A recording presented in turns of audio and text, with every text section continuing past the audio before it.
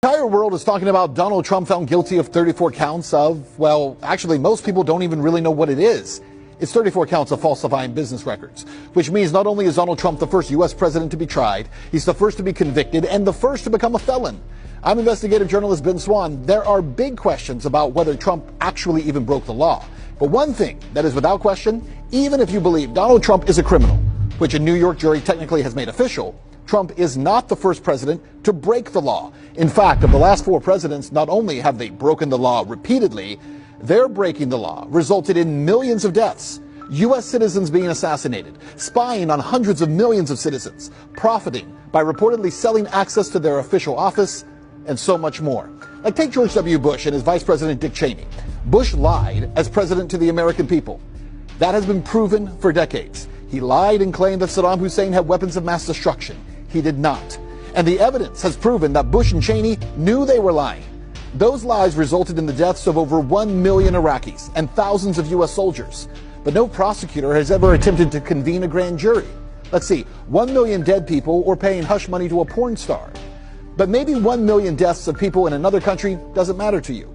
Okay, then how about President Obama? Because he ordered the assassination of a Muslim cleric, Anwar al-Awlaki, a U.S. citizen who was living in Yemen. Not because al-Awlaki committed a crime, but because he spoke against the United States. He was killed by drone strike. Then, 2 weeks later, the president ordered his 16-year-old son, Abdul Rahman al-Awlaki, to be assassinated at a birthday party, also via drone strike. What was his crime? Now, since we're talking about the law here, there is no law that says a U.S. president can order the assassination of any citizen, even if they live in another country, even if they're suspected of terrorism. Because guess what? Neither Anwar al-Awlaki or Abdul Rahman al-Awlaki were ever charged with a crime. They never had a single charge brought against them, never had an accusation made. President Obama simply ordered their deaths, and yet not a single grand jury has ever been convened by a prosecutor. What about President Biden? 3 years ago, emails from Hunter Biden's laptop showed how he peddled his last name to profit across the globe while his father was vice president.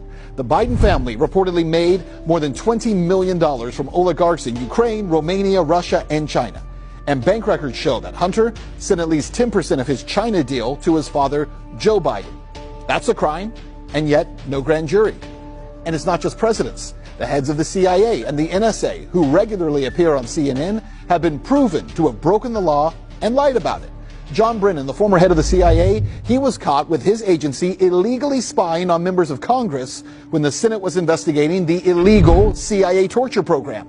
Who convened a grand jury or charged John Brennan? No one. How about James Clapper, the head of the NSA, testified in front of Congress that the agency under his control was not illegally spying on hundreds of millions of Americans. They were. And yet no charges. Now, there is no question. I'm going to hear from some of you who say, oh yeah, Ben, you're saying that you can't charge any of them if you don't charge them all, and that's not fair. No, I'm not saying that.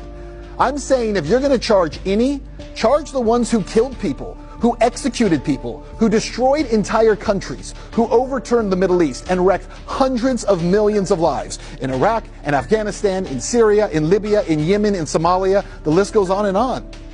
To ignore those crimes and yet celebrate the idea that Trump was convicted of listing a payoff to a porn star, which is not a crime, as a legal expense, yeah, that's the one we want to go after, is utterly insane.